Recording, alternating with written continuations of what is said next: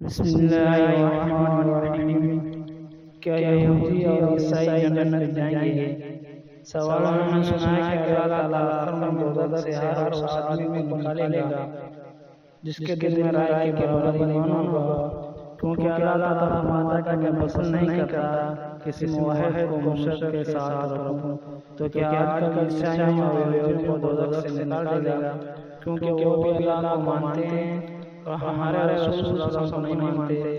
عیسیٰ علیہ السلام حضرت عزیر علیہ السلام کو خدا کا بیٹا تصور کرتے ہیں، تو کیا عیسائی اور یہودی رائے پر ایمان والے ہوں گے یا نہیں؟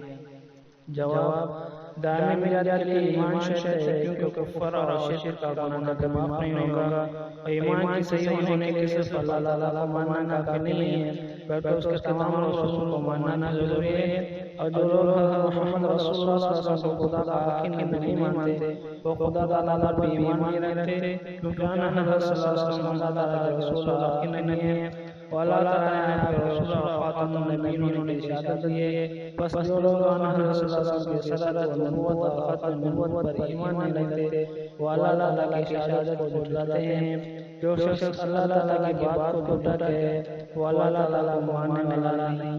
بس حضرت صلی اللہ علیہ وسلم کی دین کو قبول کرنا شرط نجات ہے، غیر مسلم کی نجات نہیں ہوگی۔